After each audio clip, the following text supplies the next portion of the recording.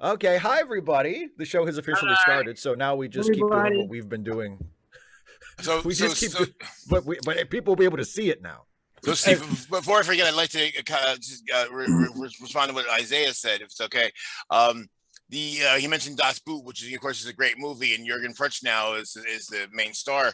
Mhm. But he's in the movie Beer Fest, like 20 years ago, however long it was. And there's a scene where the Germans are on a submarine, and he's getting agitated with his nephews, and they're like, oh, they're freaking out, and he's like, I'm sorry, I had a bad experience on one of these once. Yeah. Hmm. Uh, j- Before we get too far into anything, I know oh, that's Matt, right. you've had your hand up since before we went live. You said you had a Star Trek comment, so let it Yeah, rip. I just want to say, although I do share most of your sentiments about Picard, Mhm. I would say that casting James Callis was amazing. In my opinion, he's one of the best science fiction actors ever. Like, so glad they actually did start to have some crossover between like BSG actors with who he played Bolkar, which is, in my opinion, one of the best and most interesting characters in sci-fi. So it's really fun seeing at least inclusion of him as a interesting role. But yeah, overall, I don't like Picard that much. But at least that was one high point for me. Yeah, I saw a lot of people were excited to see because I haven't really.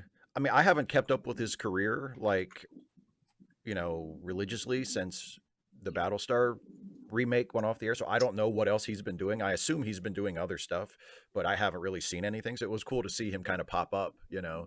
Um, and I've also noticed since I started watching The Expanse, there have been a couple of actors from The Expanse who have popped up. I don't think anybody's been in Picard, but in Discovery, there have been a couple of alumni from The Expanse who have popped up in roles, especially most significantly Sean Doyle, who was Aaron Wright in The Expanse. He was can't remember his name, but the smart ass jerk ass doctor guy from the most recent season of Star Trek Discovery, the guy who teamed up with Book to destroy the DMA. Oh Um, yeah, and, yeah. and he was really good. I mean, he was good in The Expanse too, but he Mm. was one of the highlights of season 4 of Discovery for me, just in terms of his performance. So yeah, it's cool to see people like sort of the cross pollination of the sci-fi franchises, because like in TV in the 80s and 90s that used to happen all the time. Like you'd Yeah. see actors pop Yeah. up on shows left and right, but it doesn't Mhm. happen quite as often anymore because there's just so much stuff. Mhm. Mm, yeah. I think that most of the TV like studios like would get like the same like casting agencies or know the same people, the same Rolodex as it were. So sometimes Yeah. they probably the casting directors would go, "Who would you cast it here?" It gets like, "Oh, man, maybe like you could have so and so because they're available." That's how the Riddler was like one of the like white black men in like Let That Be Your Last Battlefield. well, That's right. Yeah, Frank Ocean. Yeah. Mhm. the other thing that happens too is it depends on, you generally have certain areas where they're filming lots of TV Mhm. shows, right? So you have there's the New York set, there's the LA set, there's Yeah. the Yeah. Vancouver set. So like there are certain actors that like in the New York area, they're on like they've been on every version of Law and Order, Mhm. sometimes multiple times, and they've been on every other show. Like they were on Oz and they were on The Mhm. Sopranos, and because they're here, so Mhm. so they just get to work. That's why, They- and that's a good that's a big reason why, especially on I think all of the new all the live action Star Trek shows except for Picard. Picard is shot in L.A., but Discovery and Strange New Worlds are shot in Toronto. And Mhm. so I mean, Strange New Worlds hasn't aired yet, but I imagine it'll be the similar thing. Like with Discovery, if you see an actor who is maybe playing kind of like a major role, but like it's like a guest role, but they're getting a lot to do, and you haven't Mhm. really seen them before. You look them up on IMDb, and it's almost always a Canadian actor Right, Right. because that's where they're shooting the show. right. It happens all the time Yeah. when Lord of the Rings was like a film in like New Zealand, as it were, or to everyone else, that's just like that elf from like the Lord of the Rings. But to people in like New Zealand or Australia, oh, it's so and so from that soap opera I love because they cast locally as Right. always. They'll get the big name actors of Ian McKellen or whoever that they cast as were, but for all the other roles to fill out, they always cast locally because that's what you do. It's expensive to like ship people in. Well, that's the thing. It's cheaper. Yeah, it's a lot cheaper. Yeah. Yes. Yeah. Well, and also there's usually like especially if it's let's say an American production, but you're shooting in Canada or in New Zealand or in Australia, Yes. there's tax incentives that you can take advantage of that will improve the budget of your project if you agree to use a certain percentage of your crew or of your cast made up of people from that country. Right. So if you're an American production shooting in Canada and you say, okay, we'll use this percentage of our on-screen actors will be Canadians, then you get a little bit of extra, right. Support. And if your grips are local, which is almost always the case. Like the actual production crew is almost always local. Yeah, it's also local. Yeah. I mean, sometimes. Random question, if I may, real Sure, quick. go ahead. Please. So I have two friends that love Lord of the Rings. I have never seen them. And they shame me for it. They shouldn't. Why? Okay. It's the answer to your question is really going to depend on who you ask. In this group. If you are not interested to watch it, you shouldn't. Because if you're being forced to watch it because I want you to watch it, you're probably not going to enjoy it. That's just the thing. Like when Steve had to watch Lord of the Rings for late scene and stuff like that. He was never interested to begin with and was not a good experience. I will say this. I will say this. I watched the first one back when it first came out in theaters in 2001, right? And I watched it and I came out of the theater and I was like, okay, I think I'm good. I wasn't interested in the other two, and I didn't see the other two until we reviewed them for late seating when I watched them, and so me and Jason could review them. And I don't enjoy them. I don't think they're particularly. I mean, the first two are not what I would call bad movies at all. They're just not for me. Like it's just not. The third one I actually thought was a bad movie. I was like, what is going on in this? This is. It was the first one of the three where I was like, this is bad. Why did this win Best Picture? This is bad. But I would not say to somebody not to see them because I'm not sorry I watched them. I wasn't like, oh, that's 3 hours of my life I'm never going to get back. Like, I mean, it is only 3 hours because I wasn't crazy enough. Well, 9 altogether. Yeah. 9.5. But that's all because I wasn't crazy enough to watch those. What I can only imagine are insufferable extended cuts that they released on DVD. The first one's okay. The first one. But so if you've never seen it and you want to see it just so you can be in on it, so you can, because I mean there are very culturally significant films, like they're movies that people are still talking about, and they had a lot of influence on the movie business and on all kinds of stuff, and they're just cultural touchstones. So it's like never having seen Star Wars. Like even if it's not your thing, it wouldn't hurt to see it just so you can say you saw it and you can get all the references and stuff.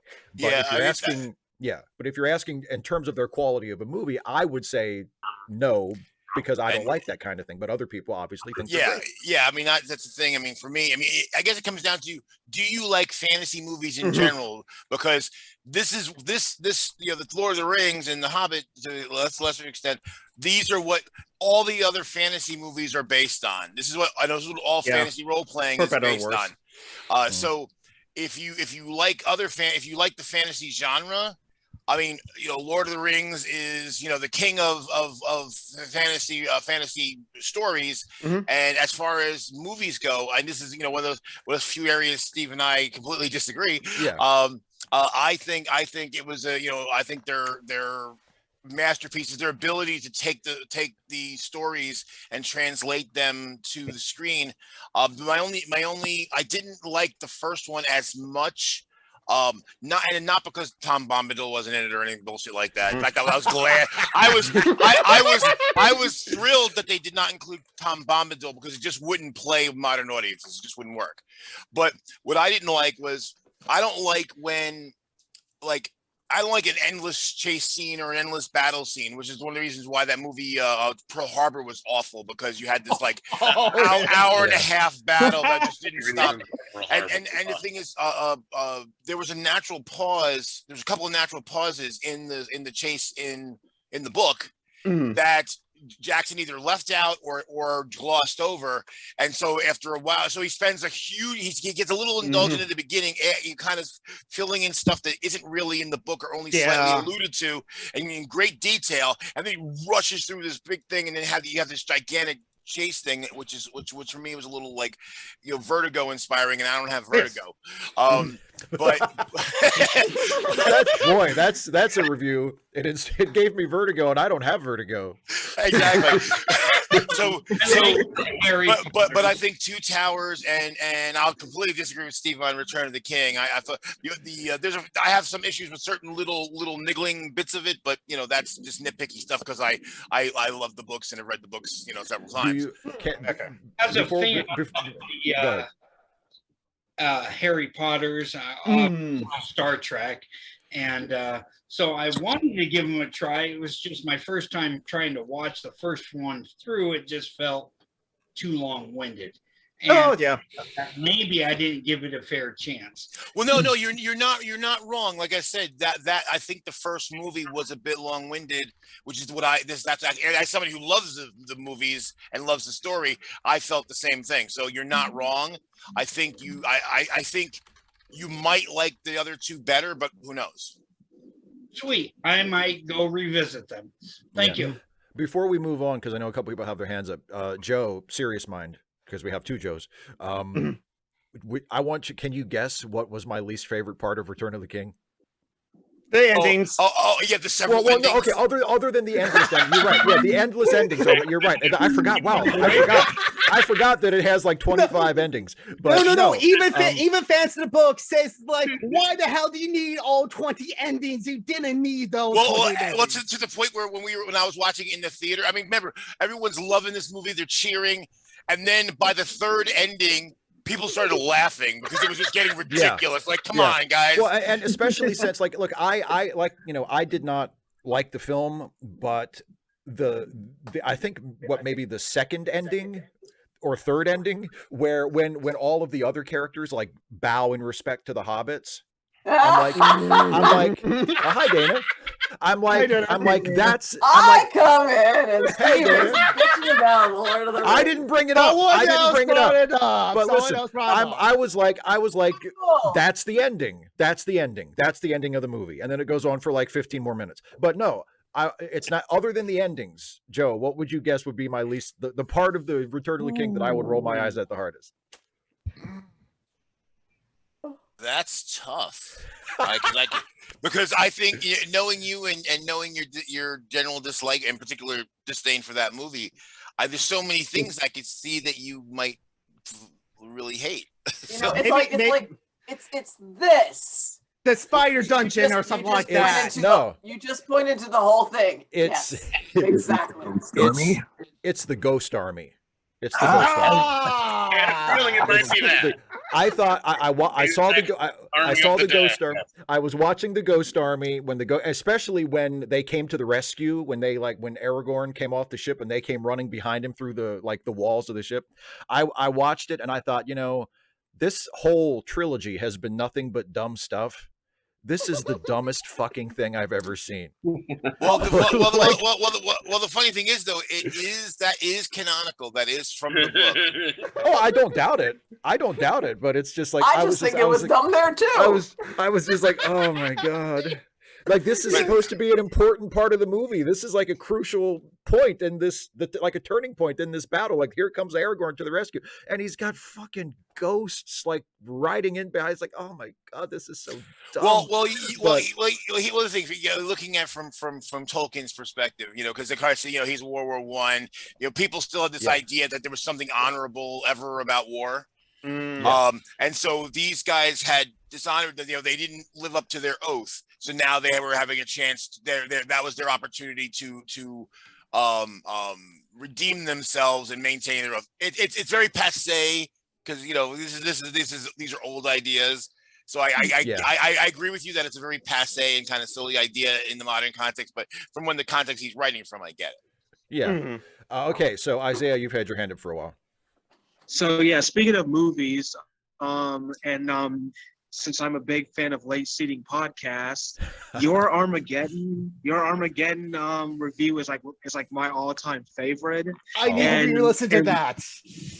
And now that I've listened to that, and now that I've seen Armageddon, I'm like, why is Mission? Because like there is so much in that movie you guys could have covered more, but then like I saw like a clip of Armageddon the other day, and even like, why is Mission Control this like dark, eerie, sinister, like what is this? Mission Control is never like that. Why do they? Well, What does it mean? they never had secret space shuttles either. I mean, that's the thing about like Armageddon. It's like, because it's like, I mean, that's like the Michael Bay-ism of it, because like you could just pretend that the space shuttles could fly out to the asteroid, right? Nobody would have cared. Space shuttles in real life are strictly orbital vehicles. They weren't equipped to fly beyond Earth orbit. But you, for the sake of the movie, you could pretend, and we would have just gone with it, right? But no, they had to have super secret, like, you know, badass space shuttles. Awesome space shuttles. Yeah, they double secret probation space shuttles. Yes, exactly. They had to have secret awesome space shuttles that we're gonna, and we have 2 of them, and they have super patriotic names, Freedom and Independence, and we're gonna go blow up that. It's like, oh my god. And they also have like eagles painted on the tails of the shuttles. Yeah. I don't know if anyone caught that part. It's ridiculous. That's one of those things that everybody outside of the U.S. when they see that they just laugh. Like there's I think it's one of the Tobey Maguire Spider-Man movies. Might have been the first one. There's one part where he's swinging around and he ends up on top of this building, and there's this giant American flag. And I was talking to a friend of mine from Europe, and he's like, yeah, at that point everybody in the theater just laughed their ass off. They're like, oh, there was actually, you know, I think there were 2 of those, because at the end, I think at the end of the first Spider-Man movie, the last shot is of Spidey like swinging toward the camera, and the American flag is behind him, and that's a little bit of an eye roller. But it was like right after 9/11, and we're all just like, all right, fine. It's New York too, and it's New York, so it's like, okay, fine. But Spider-Man 3 has a similar shot that is completely gratuitous, where it's when Spider-Man is arriving at the scene where Venom and Sandman have Mary Jane held hostage, and he's like coming to the rescue, and he swings down, and he's like running across the construction site, and there's, for no reason, there's this humongous American flag just flapping behind him, and that's the one where I'm like, okay, I mean, come on.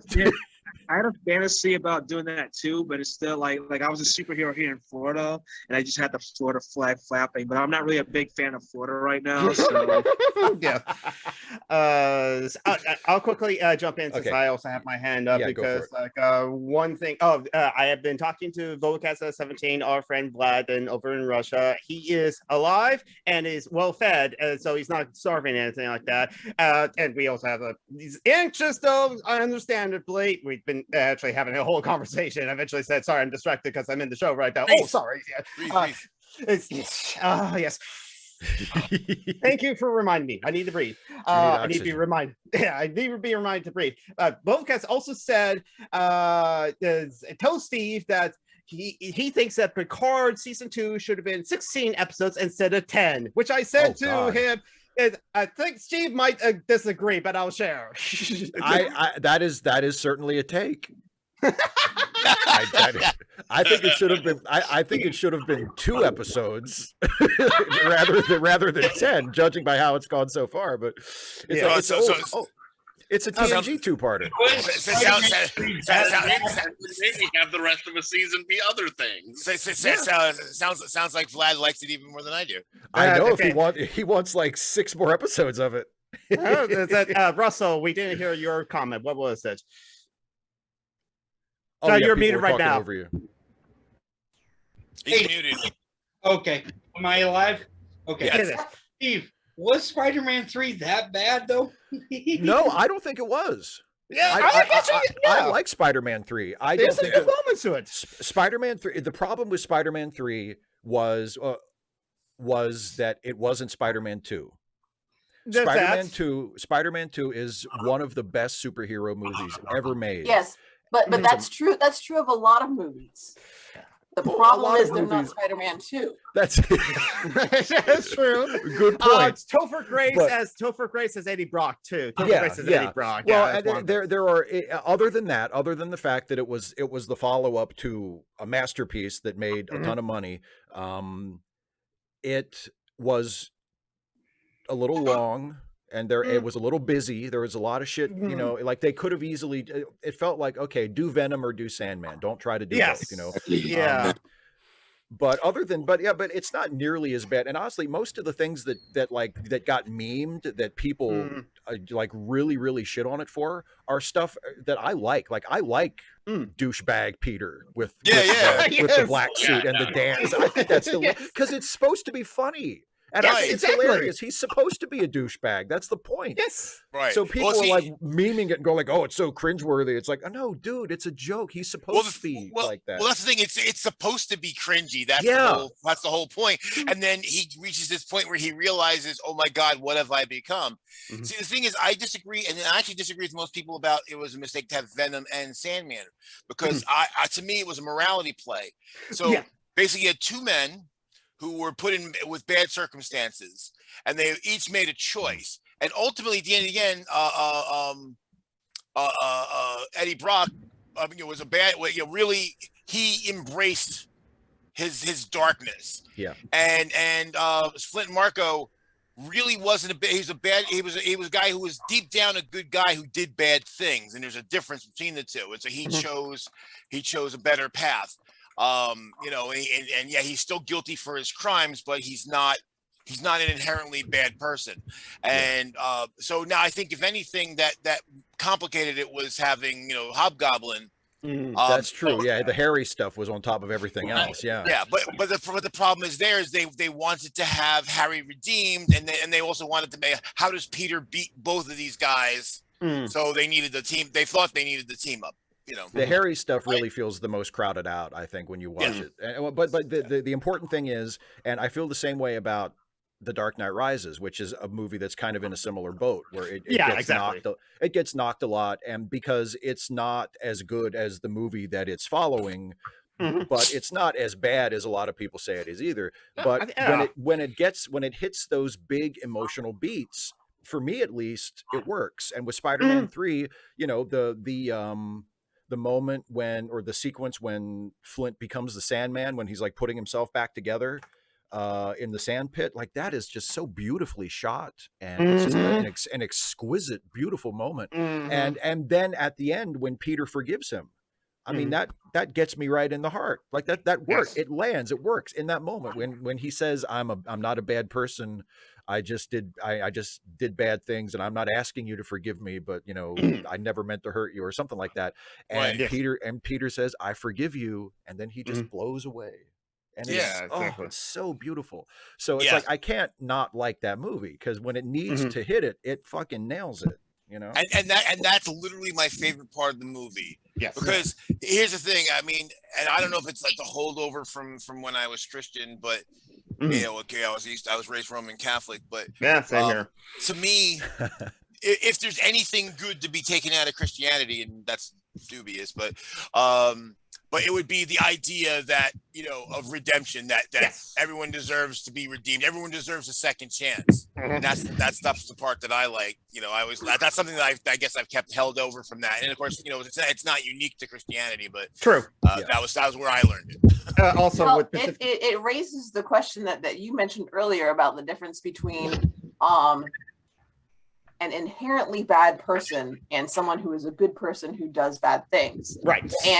But it doesn't really explore that. Like, what does it mean to be an inherently bad person? What makes somebody an inherently bad person? Are they just born that way, or is it that they do enough bad things that eventually we're supposed to say, okay, screw you, you're just beyond the point of I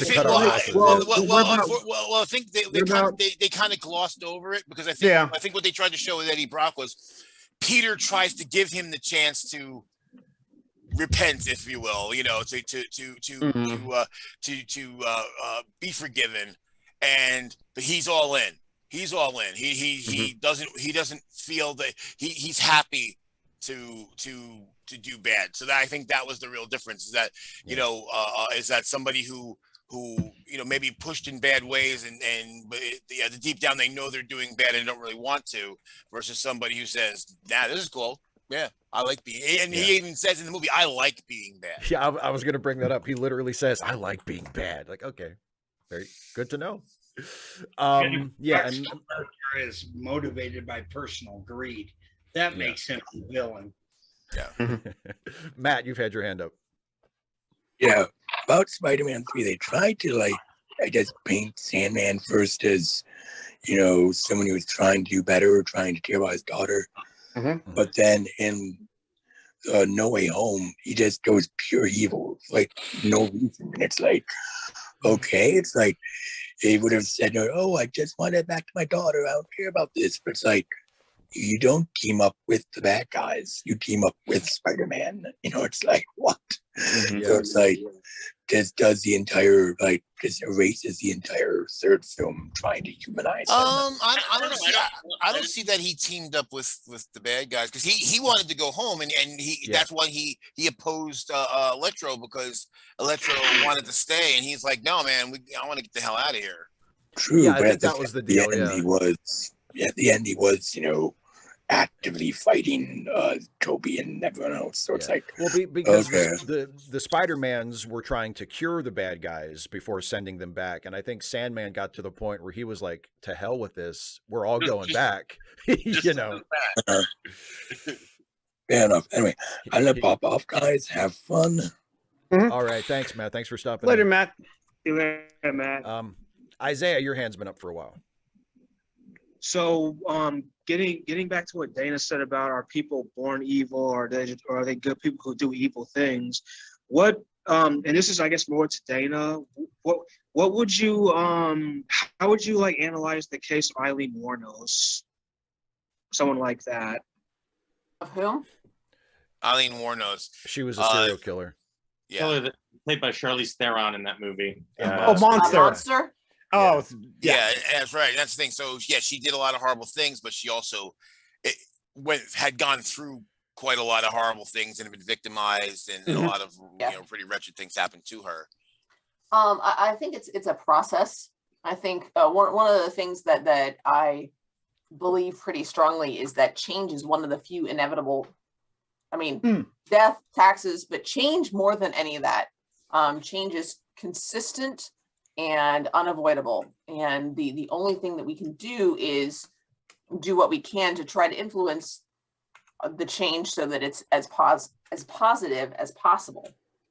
And so I do believe that anyone can be redeemed, but for somebody who's been through a lot that has changed them in negative ways, it's not going to happen overnight. It's going to take a lot of time and a lot of work.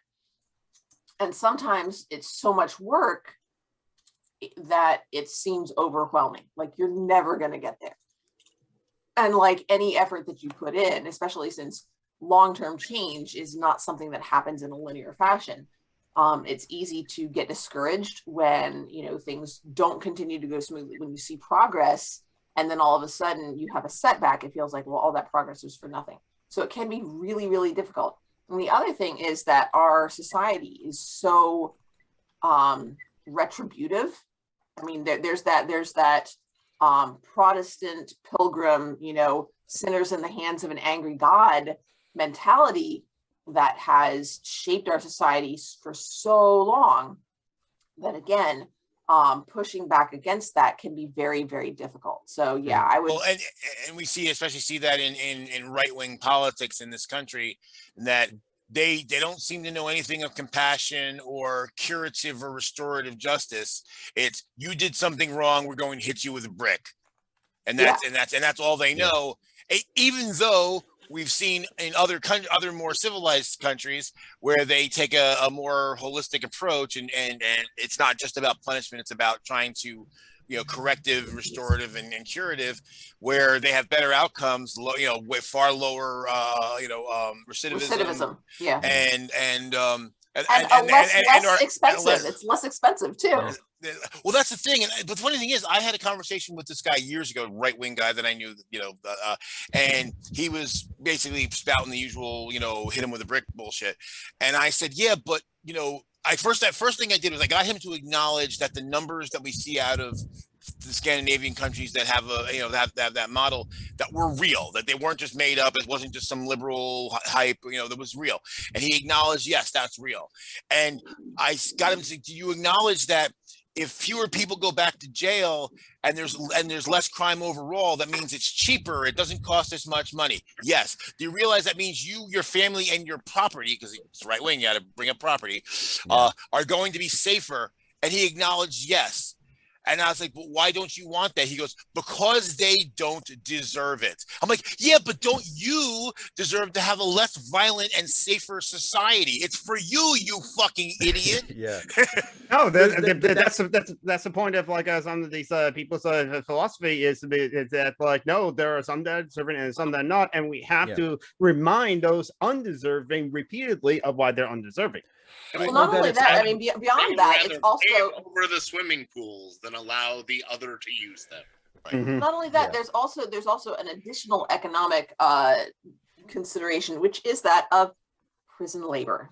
Mm-hmm. Oh, for sure. So, I mean, in that sense, it is economically feasible to keep prisons full because you get cheap labor that way.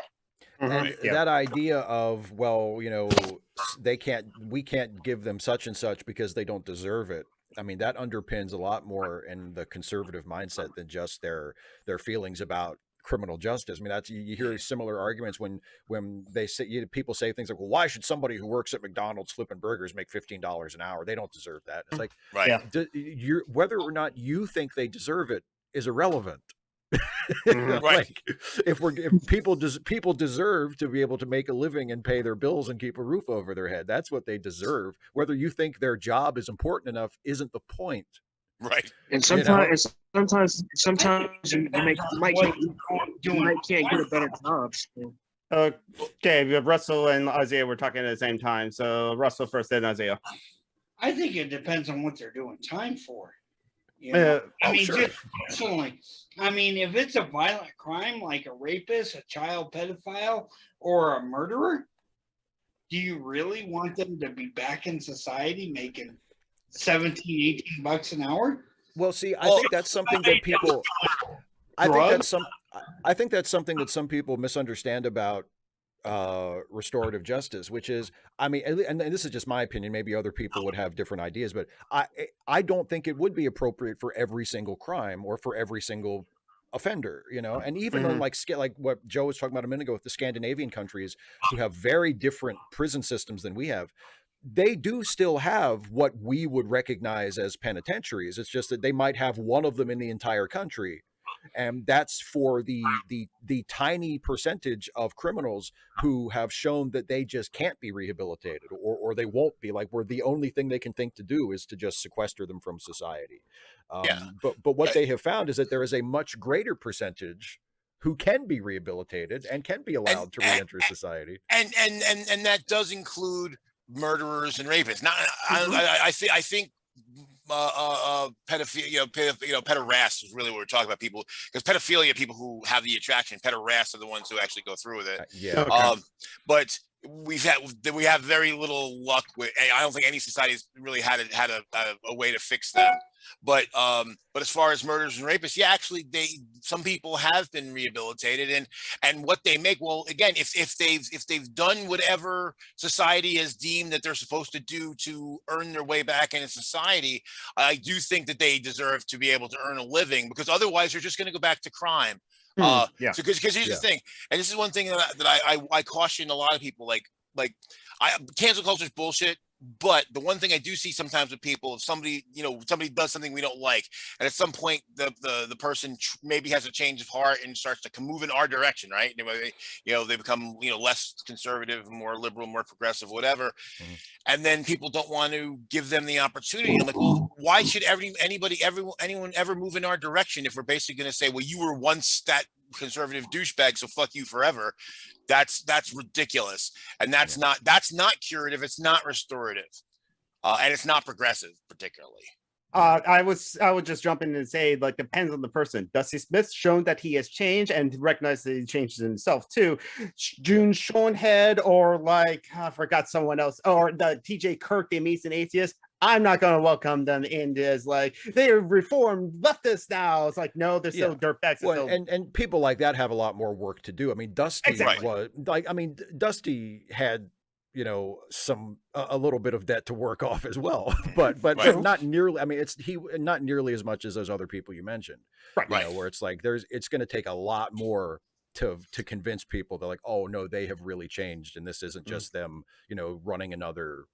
And that's completely fair. They have to demonstrate that they're sincere and they're actually taking steps to repair damage that they themselves have done. Yes. Exactly. Right. Okay, Julie, in your hand.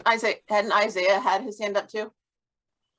No, I was just saying I guess I was saying that about people working like at McDonald's. Sometimes they can't find a better job. True. Yeah, that's another thing. Yeah. Okay, Julian. Just you know, two things that you know, violent crime is, you know, overwhelmingly something that is perpetrated by youngish men. Let's say men in teens, 20s, maybe very early 30s. Right. So the majority of violent offenders essentially are going to age out of that violent behavior.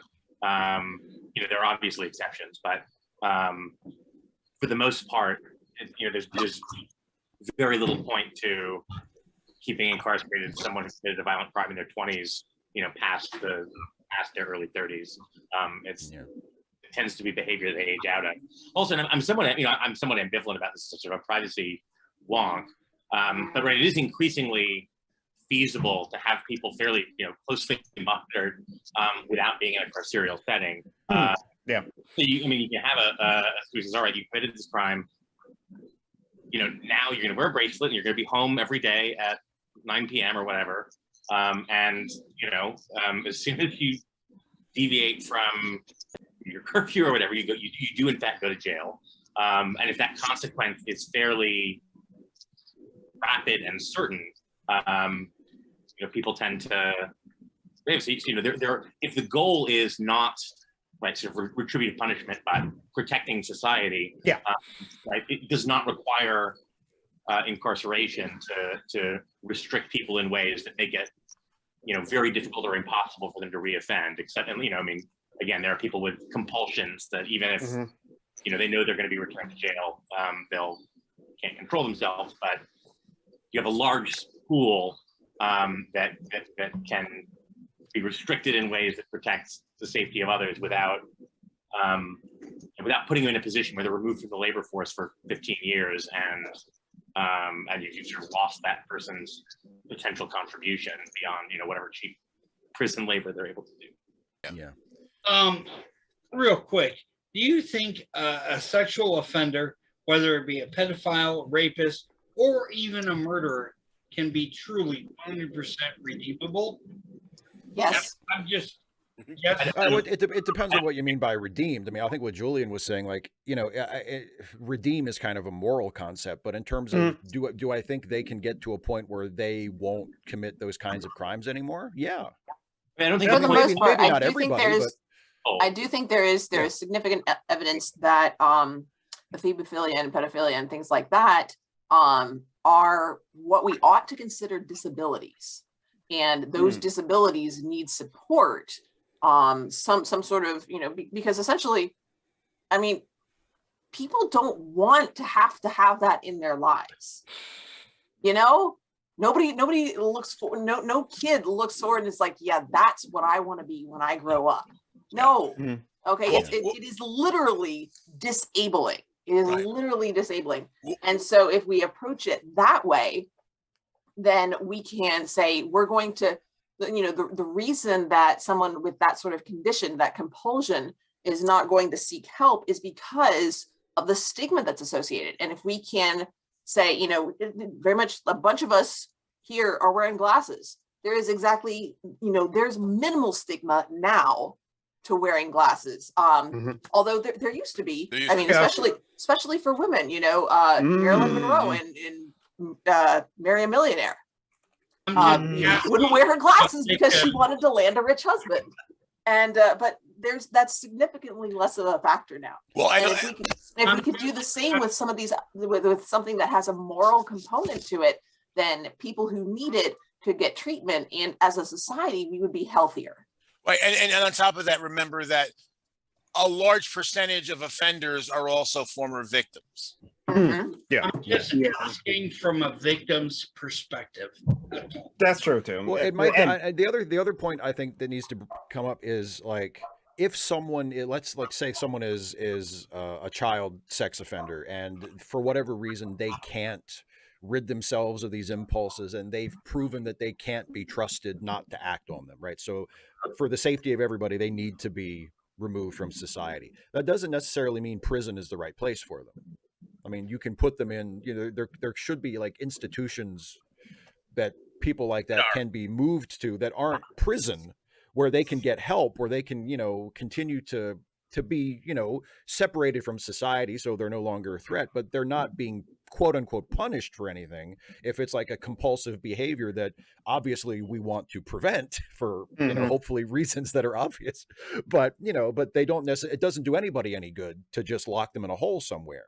They need to be hospitalized and still separated from everybody else, but in a different context. Also, I think there's a problem with the idea of, from a victim perspective, and actually this is why I really despise victim impact statements, because I think that what ends up happening there is, okay, so if you have a lot of people who cared about you and can go and cry and scream about how you were a great person, then the criminal who offended you, did harmed you in whatever way, they're going to get one sentence. But if you're a homeless person and no one knew or cared about, and there's no one there to wail and cry and scream for you, you get less. Your offender is likely to get less, and that's not equal justice under the law. I think what should matter is what did you do, and what threat do you represent to society at large? Because quite frankly, if you look at the death penalty, there's some people who think, well, you killed my father, so you should get the death penalty. Well, I don't care if that person thinks that the death penalty is the only proper justice. I used to be for the death penalty. I'm now against it, and not because I don't think that the state has the right to take your life if you do something horrible. Is that we know that innocent people have been killed, and that the system is not just, and it's not equal, so because of that, the dangers of it are too great.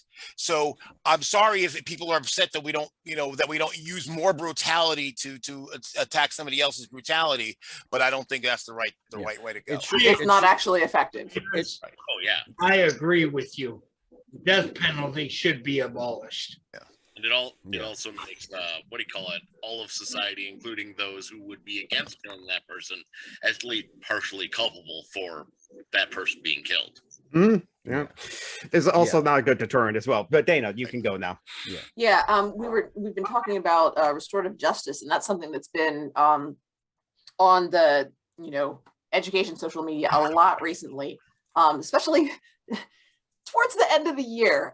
It starts to come up more often as teachers students are starting to act out more. There's spring fever going on, etc. And so teachers are discussing with each other, and sometimes getting in pretty heated about what should happen in those cases, and the fact that discipline doesn't have to be synonymous with punishment, and what exactly it should look like, and the fact that some schools and administration will essentially have a talk with a student who threw a book at another student in the classroom. They'll have a talk with him about how that's not appropriate classroom behavior, and then send the kid back to the same class. That's not restorative justice. Literally nothing has been restored. And so yes, it's not punitive either, and a lot of the conversation is about some of the phrasings will be that removing a student from class doesn't solve the problem with that student.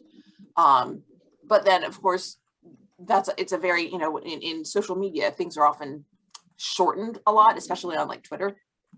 So removing a student from class is often interpreted as in school or out of school suspension, but it doesn't necessarily have to be the case. Removing a student from class before they get to the book throwing point can be as simple as saying, hey, I'm seeing, tension in your mouth, you're sort of pulled into yourself. Would it help if you went and got a drink of water? Sign out, here's the pass, go be back within 5 minutes. But removing them from an escalating situation before it gets bad, that's quote, removing the student from the classroom, but it's doing it in a non-punitive way. It's doing it in a way that avoids the need for punishment at all in the first place. And so I love that.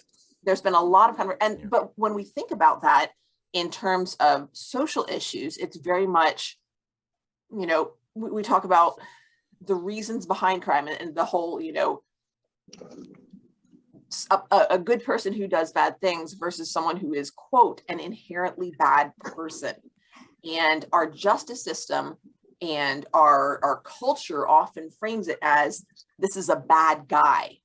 And it's not correct. It's just not. These are each one of them. They're not monsters. They're people. And it's something that it's really difficult because I'm enormous. I'm over 6 feet tall and I'm over 200 pounds. And so despite the fact that I'm female, I don't walk around with my keys clutched in my fingers. I don't stick to well-lit roads and stuff.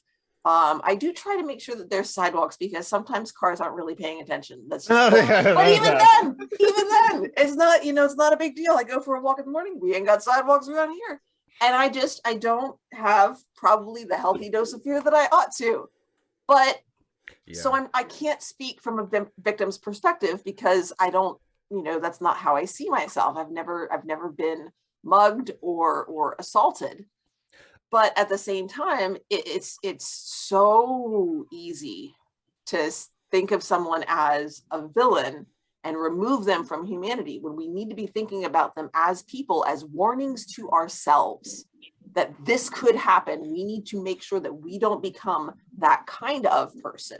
Right. And we need to do what we can to help prevent other people from devolving into that kind of person. They are still people. Well, the other thing too, and this is something that I personally experienced, another problem with punitive is that it's subject to bias. So if the person who's in charge of doling out the punishment has a bias against that person or the group of the class of whatever they belong to, we can't talk about that though. We can't talk about that because I'm a teacher. And the idea of systemic bias and bias that you're not aware of, that's going to get me. That's the kind of thing that gets me fired, dude. Now, fortunately, I'm not in the classroom right now, so we can say whatever we want. Exactly. To give an example, when I was in, I think it was second grade, a group of five boys basically attacked me. They were taunting me first, and then they got physical, and then other boys joined in because hey, turkey shoot, right? However, I was always taller, bigger than all the other children, and I defended myself. But who had to go to the principal's office the next morning? Whose parents had to get dragged in the principal's office? Me. And the only time I ever heard my grandmother use the word "fuck" in my life was so the principal was talking. Oh, and this happened. And then at one point, my grandmother really said, "Stop, wait." He fought because it ended up being 9 kids in 10 total that I fought with, and he's like, wait. So 9 kids attacked him. Is this what you're telling me? Well, yes. So, well wait a second. Well, are you blaming Joey? He was like, well, he's bigger than the other kids. And she's like, but you admit that they started the fight and he was only defending himself. Definitely not. Yes. And she said, why the fuck are we here? Exactly. Why are they not here for taunting and attacking a kid in mass as a gang, attacking another kid? Why are their parents not here? And then it was just like, he had no answer because it was like, because I was the black kid in the school. The black neighborhood was wherever I was standing. So you started it automatically. I was taller and it was Superman syndrome too because I actually was taller than stronger than the other exactly. kids too. So I'm this fucking raging demon who they were afraid, so they attacked you. Right. Yeah, apparently. And then I had a third grade teacher who, when the kids would pick on me, she would send me outside the class, and then during a parent-teacher conference, my grandmother addressed this with that teacher. She didn't say fuck, as far as I know. I wasn't there, but basically the teacher she's like, well, if the kids are picking on Joey, why are you sending him out to the hall? Because of course, when you're a kid, you're getting sent out of the hall was a big deal, because it means everybody who went by knew you were being punished for whatever it is you supposedly did. And teachers would go by and you were basically being ostracized. And she's like, and the teacher actually told my grandmother she didn't want to embarrass the other children while they were and by correcting them in front of me, which actually would have helped me in my self-esteem that, hey, there's someone looking out for me. No, I had to go outside. So I was effectively being punished so that she could correct the children without embarrassing them. The room full of children. Yeah. So yeah, this idea. So I'm with you 100%, Dana. If it would be possible to be with you more than 100%, I would. Well, not only that. Okay, so I would say the teacher in that made an almost good call, because what a better option would have been to be say, hey, I need there's some books that I need that's Mr. Brown over there needs. Will you take these over to Mr. Brown? Here, I'll write you a pass it up. And then while you're running an errand for the teacher because you're so trustworthy, then ream out the rest of the class. We don't treat anyone with unkindness. That is not okay. Are we clear on this? Because let me tell you, this happens again, I'm going to call each and every one of your parents with you right there to talk to them about what I saw. Right. And then by the time you're back, then okay, dummy up. He's coming back. Joe McClure, you've had your hand up for a little bit. Yeah, I had two things on the restorative justice. First, the idea of segregating violent crime in that sort of way, as if that is like the fact that it does have physical violence can make it a little worse, but at the same time, a person who is scamming people out of their life savings, a person who is defrauding people, even though there is no violence inherent in the act, can ruin just as many or more lives than somebody who mugs somebody. And I always hate when that sort of thing is separated out, or a boss that steals a certain amount out of everyone's check is doing as much or more damage than a guy that holds up the store. So separating that is inappropriate when you're talking about restoration. Well, I think the issue though is that for somebody, just say somebody does like a scam, it's easier to prevent them from reoffending without necessarily incarcerating them or putting them in a high security area versus somebody. If I go out there and I'm beating people, I got a warhammer. If I'm going out there hitting people with my warhammer, well, if you're doing it just to get money, it's the exact same way to prevent that happening again. Almost if the motivation's all being the same, the fact that violence is involved doesn't actually totally change the thing. And also the other point was seeing from a victim's point of view. There's actually a much larger show for wanting restorative justice, because as much as at the moment it might feel safer and have a catharsis to have your father's murderer or your rapist be locked away, but a lot more can be done for you as a person and for the society around you if that person is working and paying to restore you, to help you make ends from the person they took away from you, or to help pay for the therapy that you have to do because you were made a victim by this person, or to help to pay for their own therapy so that they can not do that in the future. It's still better. And for that matter, I think that when you have, it was obviously there's an issue with prison labor. And I think I would be more comfortable with our prison labor situation if the proceeds that were being generated by the person working in prison were used exactly like you're saying, to actually restitution for their victim or victims, or as opposed to making treatment for them as well. Exactly, as opposed to profit for some for-profit company or for the state or anything like that.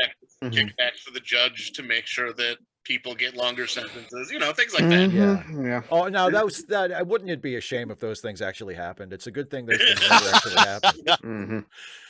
Or like civil asset forfeiture, and like, well, you have money, and we don't think that that you could have possibly had this money by illegal means, even though you have a paper trail of where every penny you've ever earned come from. So we're going to take it, and it's up to you. We're going to put your money on trial, and since it's not you, we don't have to give any due process to you. We're just going to give due process to your money. Yeah. Okay, Isaiah, you have your hand up, and then after you, we're going to start pulling this train into the station because it's almost time to go ahead, Isaiah. Do you guys think someone like Timothy McVeigh can be rehabilitated into society? Like if he wasn't put to death, do you think someone like that can be? I was going to say it's a little late now. Hard. But I mean, potentially. That train has left the station, to continue Steve's metaphor. If he was willing to turn himself around, yes. Yes, if he's willing to. It's really like if somebody is willing to do the work and you are able to support them in changing their life, anyone can be rehabilitated. It's not hypothetically impossible. Yeah. Right. It's like I'll bring it back to like to say, okay, I'll say one good thing about the faith of like a Roman Catholicism as a war. The fact that like someone has to first recognize that, forgive me, Father, for I have sinned. They have to recognize they did something wrong first, and then they can like give forgiveness of earth. They have to do like there's a certain number of like Lord's prayers and Hail Marys apparently to do that in order to get them to heaven. But that's part of that whole system, as it were. And this is like, if I could adjust it real quick, Steve, because and that's the thing, and that's why when I found that when I was younger, I never understood the schism between Protestantism and Catholicism, and then when I got older, and I went, oh, now I understand.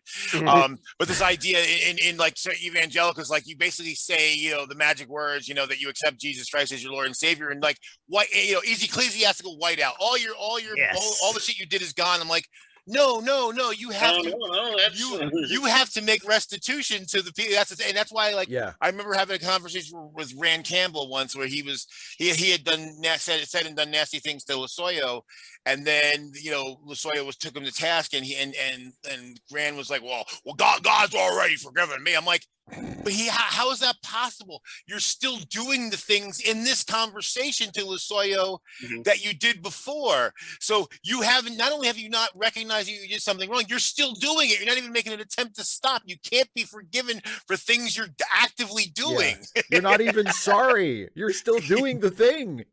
As we speak, you're doing it right now. Seriously. I think like, actually, I mean, what Timothy McVeigh did was, of course, was unspeakably horrible. But I think someone like him might even be easier to rehabilitate than someone like, say, like Ted Bundy. You know what I mean? Because like, as far as I know,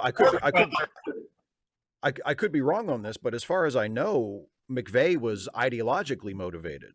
Yeah. And, I mean, exactly. And he was a dipshit, and he did an incredibly evil thing, but he did it for ideological reasons. Whereas someone like Jeffrey Dahmer or Ted Bundy, there's some kind of underlying compulsion that might be, like Ted Bundy was mentally ill in some way. Like he was compelled to continue doing this. There was something that, an underlying issue. So you couldn't just talk him out of killing people. Right. He like, it wasn't that easy.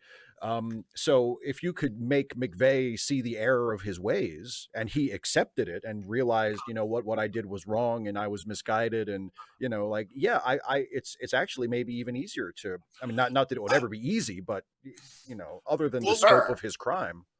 Well, that's the thing, because he was basically Christian white nationalist, and we know there are other people who were Christian white nationalists who no longer are. True. They didn't commit the same level of crime that he did, but they were still basically ideologically in the same place he was. They just didn't take the step to commit a massive violence on a massive scale. So the fact that we know that people like that can be effectively deprogrammed. I think it would have been possible. Yeah. I think he would have a really difficult life, because I mean that's the guy who killed 160 people. Yeah. So for sure. Oh, for sure. And there's he won't be able to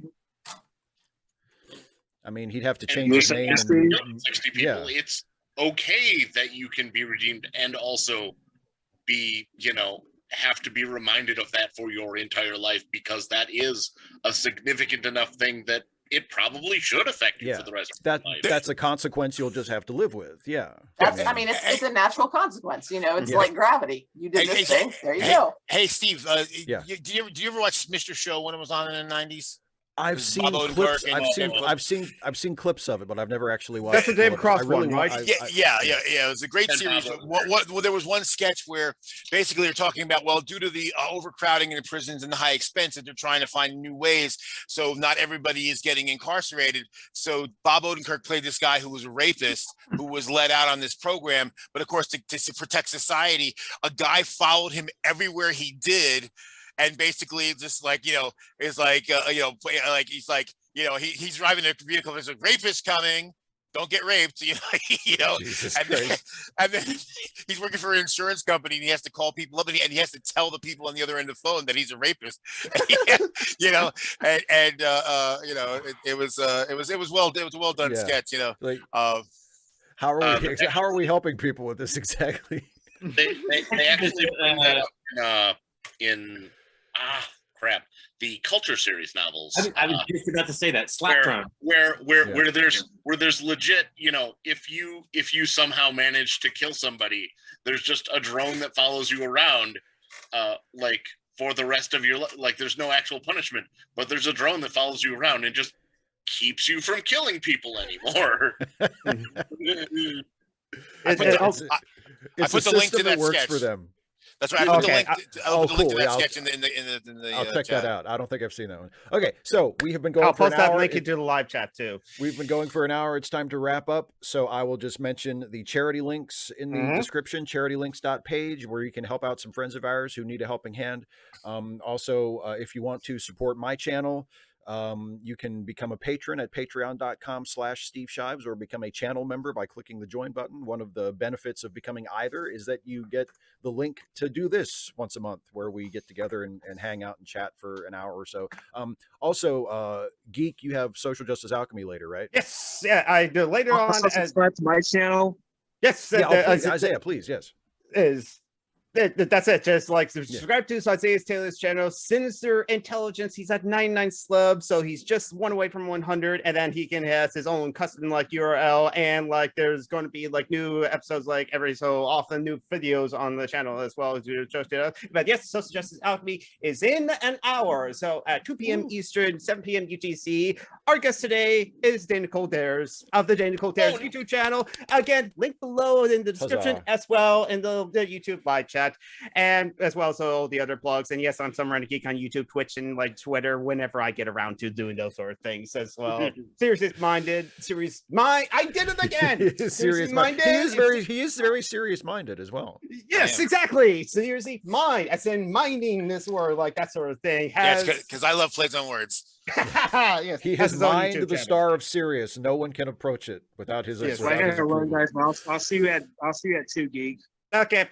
I think I'm done with the. Oh yeah, Nick Anderson also was not here because, as I mentioned before in the comment, he's at a convention selling his comics. But by the way, you can buy his comics at Amazon.com and itch.io. Nick Anderson, Planet Ripple, PlanetRipple.com. Check out his YouTube channel as well. Nick Anderson also says hi.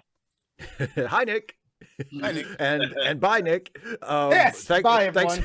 Thanks for joining us, everybody. We'll be back to do this again next month. Take care, everybody.